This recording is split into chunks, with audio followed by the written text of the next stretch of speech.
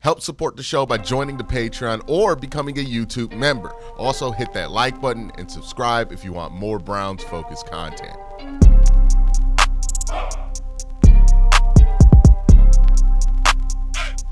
How the Browns move this offseason and the decisions they make will be guided by three things: aging veterans, left tackle, and quarterback.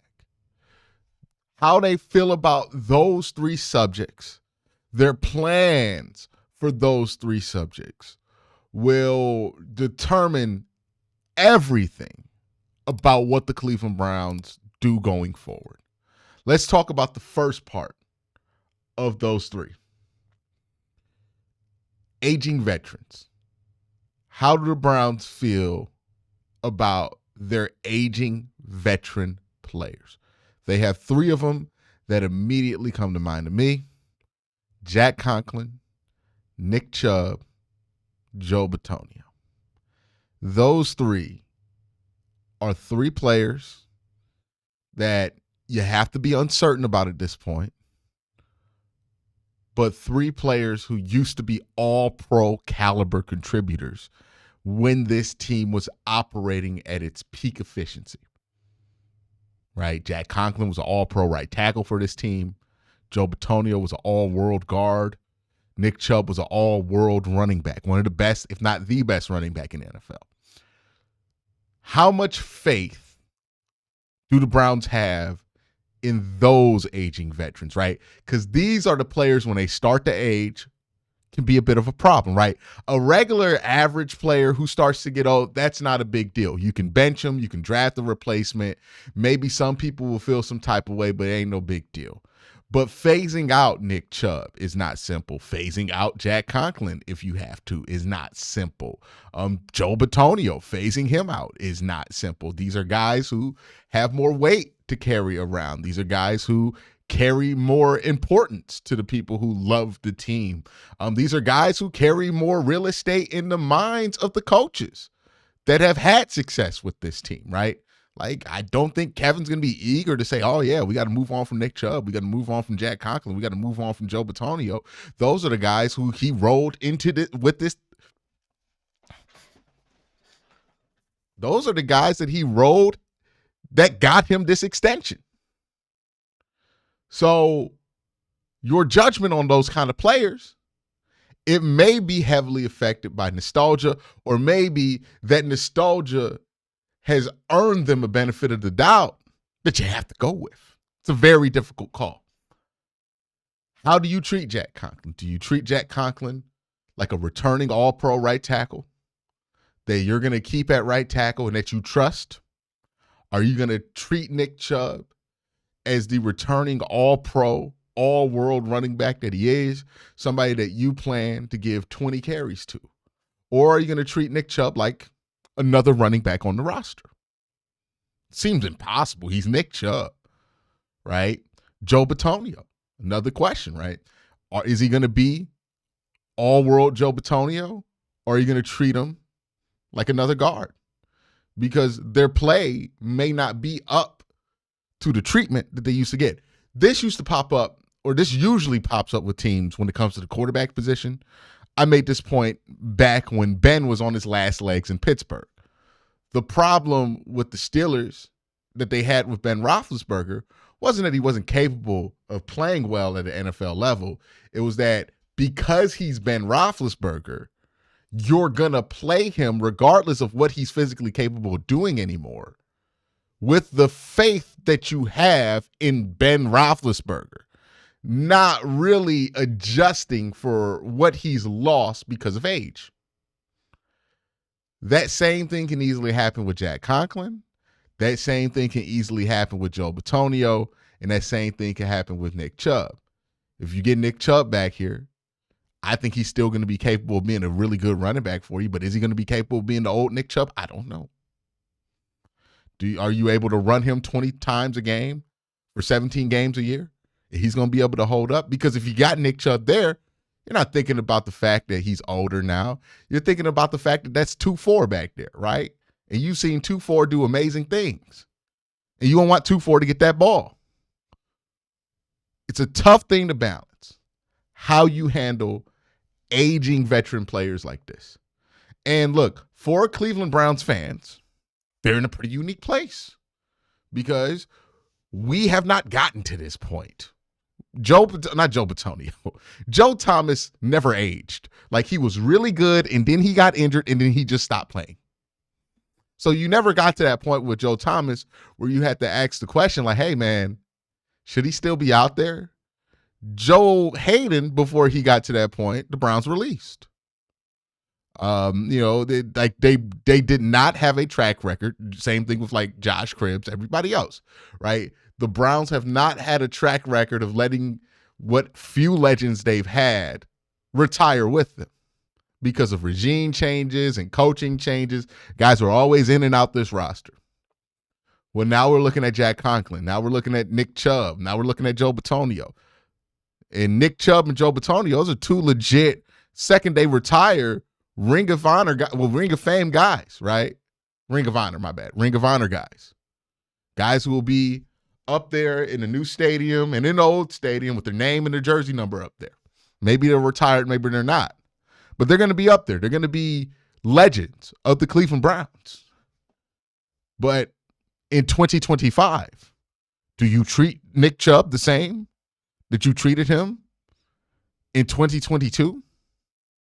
In 2025, do you treat Joe Bitonio the same way we've been treating him pretty much up until last year? Or do you adjust the plan? Are you more open to benching Joe Bitonio? Are you more open to saying, hey, Nick Chubb, you're going to be second in carries for this team?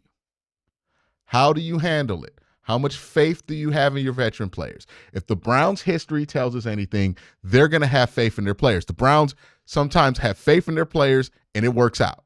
Jerry Jeudy, that worked out. David Njoku, that worked out greatly for this team. Sometimes they have faith in their guys, and it doesn't work out. The entire offensive line last year. So we'll see how that goes. But how much faith they're going to have in their aging veteran players, and if they see those veteran players as guys that they're excited to get back, or do they see them as guys that they're eventually going to have to replace, or guys that they might want to be ready with a replacement sooner than later? We're talking about the offensive line guys, right? Got to ask the question, like, was it just a scheme fit? They seem to think that was the case, that the scheme fit really led to a lot of regression amongst that offensive line. Maybe that was it, but think about it like this. You're not going to replace Wyatt Teller. You're going to stick with Jack Conklin. Joe Bitonio, he doesn't seem like he's retiring, so you're going to stick with him. So what? Maybe Ethan Posick, you switch in or out, you get a new center. Maybe you stick with Ethan, right? Maybe the problem with Ethan was that it was a scheme fit.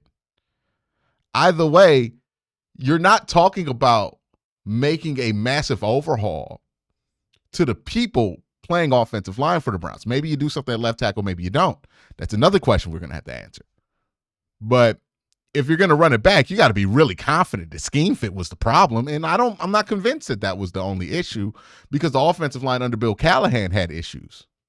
So how are you going to go about getting this offensive line better, not just in the future, but next year, without replacing a ton of the starters?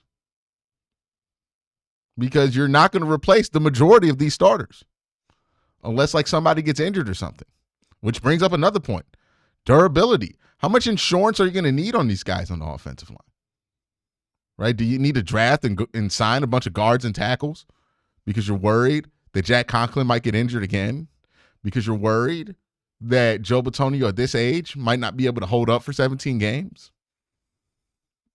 It's another thing to consider. How confident you are in those guys' ability to hold up, that's going to change how much emphasis you put on the offensive line in this upcoming draft and in free agency. Speaking of the offensive line, I think the second question you have to ask is Dawand Jones a left tackle? Is he your left tackle answer? If Dawand Jones is your left tackle answer, that makes your life so much easier, right? Because then you can just put Dawand at left. You could draft the right tackle. I think there are a few right tackles in this class. You could draft you a right tackle, and then you got a backup guard already. Maybe get you another guard. You're set. You're all good here in the draft about offensive line. But if you don't think Dawand's a left tackle, well, then you need to plug that hole. Are you going to sign like a Dan Moore for like 2 years? Are you going to go after a bigger name free agent? Are you going to just like try to draft somebody? It gets a little bit more cloudy. So you got to answer that question first. Is Dawand Jones a left tackle? I think Dawand Jones can be a left tackle if Dawand Jones wants to be a left tackle. He has to come back from this injury. He has to lose some weight. But he's so naturally gifted because of his size and length that it's not going to take him long to be a decent left tackle, especially given what we saw. I know it wasn't the greatest tape in the world, and there were certainly some issues with it. And with how the Browns are trying to operate the offense, there's going to be less emphasis on the left tackle. I think that's something to point out. So you're not going to ask Dawand to be Joe Thomas out there sitting in 5-0, just stopping the world from getting to his quarterback. That's not going to be what you're going to expect from Dawand if he plays left tackle this year. You're going to give him a lot of help, a lot of chip blocks, right? Especially if Jack Conklin's healthy, because he can hold his own on the right side. So you're not really worried about compensating on that side. You're just helping out Dawand there. You can make that work. And I think if you make it work long enough for Dawand to get reps, stay healthy, lose some weight, then he's going to be able to be a left tackle for you, and you're going to have a brick wall at left tackle for a while, which would be amazing if you can get that to happen. Only the Browns know how dedicated and motivated Dawand Jones is to make that happen. If they feel like that's what's going on with him, that he's in the right place to make that jump, all right, you're good. You might want to sign a vet just in case, but you're good there. Also got to ask yourself the question, depending on how you feel at left tackle, at what point do you consider drafting at left tackle? Another thing I would consider, do you want to get bigger at guard eventually? I'm just watching all these teams, the Ravens, the Philadelphia Eagles, use the biggest people possible to play guard. And it works. Maybe that's a new path where the league's going. We'll see there. But that's the offensive line part of this, right? Said at the beginning of this video, aging veterans, left tackle. Let's talk about quarterback real quick. All right, so if you're the Browns, the question of is Deshaun Watson's your answer is no. I think the Browns are done with Deshaun Watson. That whole thing is over with. The question is, what's the roadmap for getting the quarterback position where you want it to be? And how do you secure the ability to drive yourself through that map if you're Andrew Berry and Kevin Stefanski? Basically, what's the plan and how do you make sure you don't get fired in the middle of this plan, right? Because if you're going to have a plan, you got to be able to have the job to be able to do the plan. That's fear. That's worry number 1 and 2 for the Browns, right? For at least Andrew Berry and Kevin Stefanski. It's one thing to have a nice 5-year plan and all this stuff that looks good on paper, but if you lose 3 games next year, ain't gonna be no 5-year plan. You might get 1 more year, but you probably getting fired, right? So they got to figure out a way that if they're going to have a longer term plan to solve the problem at quarterback, that they're going to be able to secure their jobs through here. So that's the main thing. Andrew Berry and Kevin Stefanski have to find a way to win while also finding a path to a quarterback. It's difficult. This year's draft, we're talking about 2025. Just not a year as full of quarterback prospects as 2023 and 2024. That is just the truth. I know a lot of people are trying to manufacture it and make it feel like it and try to talk themselves into that.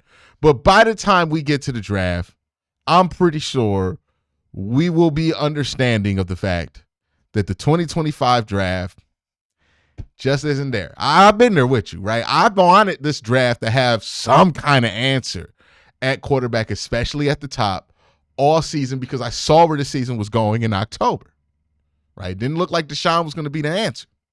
So I wanted there to be an answer. And all college football season, I watched games and I got excited when the quarterback played well. I thought to myself, maybe that's the answer. But by the time I'm getting to the point of this where I'm actually evaluating these players, I feel like how a lot of people feel about this class. There's just not a lot of great answers in this class. Now, if you look at 2026 and 2027, well, that's a class those are two classes that are going to probably be way more full at quarterback than this class is. What you could get from the third quarterback in one of those draft classes might be equivalent to what you can get at the top of this draft class, if not better. Especially determined based on what your fit is as a team. So the question is, if this isn't the year to get a quarterback, even though you have the number 2 overall pick, it's unfortunate it didn't line up for you. Will 2026 and 27 seem like the year to go ahead and do this? So can you build a bridge at quarterback to those drafts? Right? The one name that comes to my mind that would solve the Browns' problems, right, is if they were able to get a good deal for Geno Smith. Geno's coming up on the end of his contract. He's 34 years old. You get him, you feel good about being good at quarterback for 2 years. See how far you can take it, right? Build around it, give him some wide receivers, see how far you can take it. But in that 26 draft, in that 27 draft, you also take a quarterback to develop behind Geno Smith, and then you move on there, right? I do not think Kirk Cousins is a 1 to 2 year bridge. I think Kirk Cousins is more in that, like, he's like above Jacoby Brissett, but they're in the same class. You feel me? Like Jacoby Brissett, Kirk Cousins, anybody else you want to throw in there, those are guys that you hope could make it a year. But wouldn't it be great bridges to guarantee that you can make it a year? Kirk, because of durability, more so than anything, he's older and he's had an Achilles injury, so it's not going to be hard for him to get re-injured. And then Jacoby, I like Jacoby, but Jacoby's never been proven to be a full-year starter, like ever. He's always gotten replaced midway through the season for somebody. So that's the spot you're in, right? You got to build some kind of a bridge to that draft. If you don't think that you could get a bridge in the free agency part of the Browns offseason or in the trade part of the offseason, then you got to ask yourself, hey, can I draft a bridge? Might be a fun answer, right? I think there are 2 quarterbacks who could potentially be that, or at least who I would say I would be most confident in your potential to get that with. If you're talking about a 2nd or 3rd round pick, I think Jalen Milroe's your man if you're looking for a bridge. I think of Jalen Milroe opposite of what a lot of people think about him. A lot of people go Jalen Milroe, they go, oh my God, the ceiling with Jalen Milroe, right? I don't think Jalen Milroe's ceiling is insane, but I think his floor is much higher than people think it is. Now, that might sound crazy because we're used to just thinking about using Jalen Milroe as a passer, which, look, admittedly, he has a lot of room for growth there. But I think you can put him in specific situations where you can make him be decisive. If he's decisive, he's a good enough passer you can get away with. But he's such a great athlete at the quarterback position that I think you can build something around his athletic ability at that position that can get you by for a couple of years at least at quarterback. Is it going to be sustainable long-term? Like, is it going to be a 5-year answer, a franchise quarterback answer? No. But, like, think of it like how Tyrod Taylor was for the Buffalo Bills. Tyrod Taylor was able to get to a point where he was good enough to be a pretty damn good starter for them for like 2-3 years. If you get that out of Jalen Milroe, that's pretty good. Like, I'm fine with that. And then you could draft somebody 26, 27 still, have them develop behind Milroe, and then boom, replace them, and then hopefully you get the franchise guy after that. That's how I see Milroe.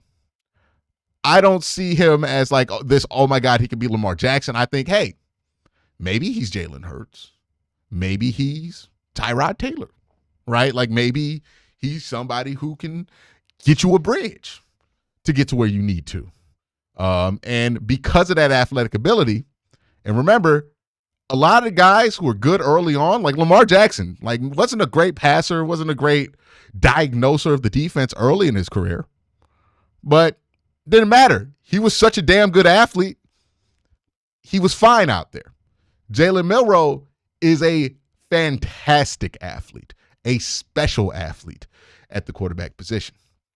So, yeah, I don't know if I'm trying to find my long-term answer in this draft, but maybe Jalen Milroe. Like, if you can't come up with a better answer than Jacoby Brissett or Kirk Cousins, Jalen Milroe would make sense there in the second or third round.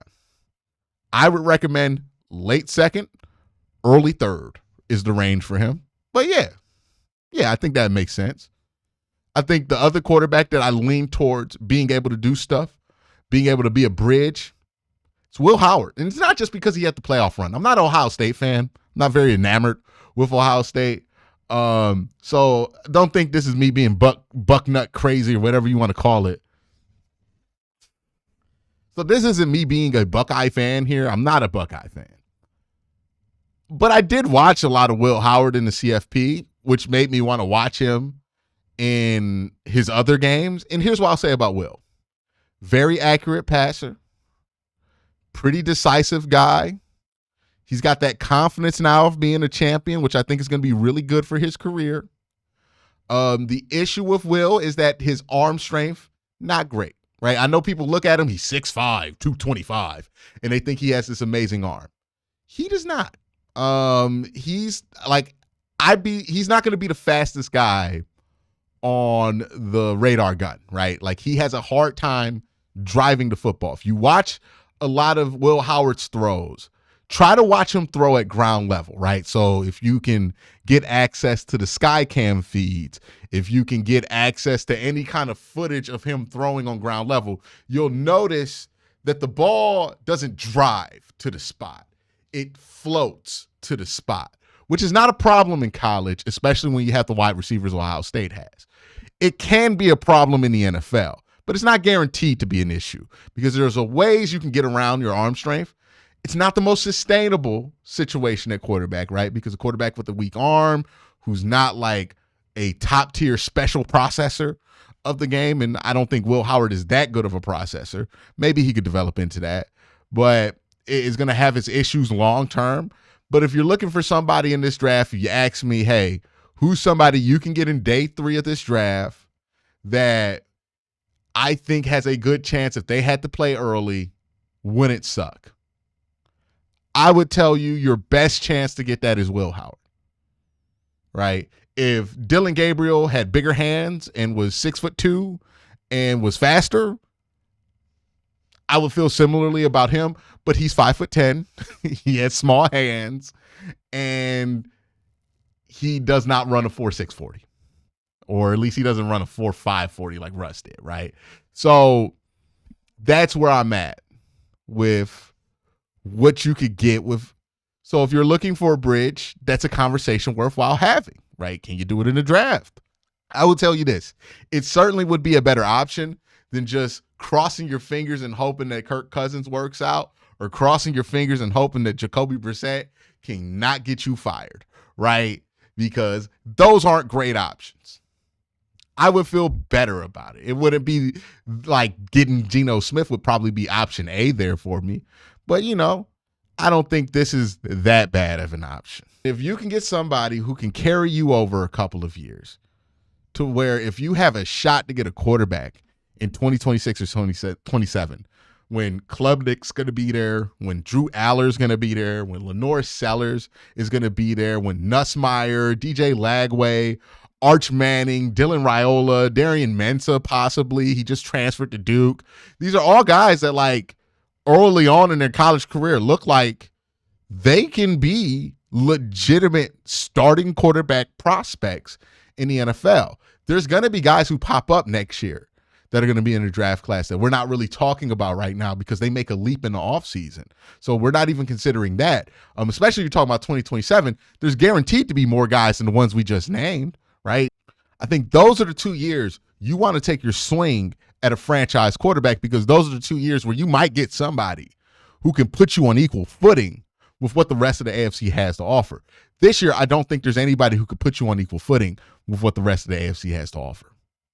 So, but again, like I said at the beginning of this whole thing, got to figure out a roadmap to get there, right? It's one thing to get the plan. It's not, you don't got to look hard to find somebody that'll tell you, yeah, 2026, 27, probably going to be a much better year for a quarterback, right? Both those draft classes seem like they will be better to get a quarterback. The problem is you got to get to those 2 years. And 2026, I mean, that's 1 year. It's possible you could survive. 2027, where we're talking about Lagway, Arch Manning, Dylan Raiola. All right, man, that's a long time to go. Got to see what you could do, right? Got to win 10-plus games in one of these next 2 seasons if you want to get to 2027 with the chance of swinging one of these quarterbacks. Got to figure out the plan. Got to figure out the plan. How do you not get fired, but also have a long-term plan at quarterback? That's going to be what the Browns have to figure out, and I think that includes getting a bridge. And it can't just be, let's just get Kirk Cousins. Like, that cannot be the only solution there, right? You got to pair that up with something that can last for a couple of years. So that's my thoughts. Let me know your thoughts in the comment section down below. Y'all have a great day. Have an even better night. Peace.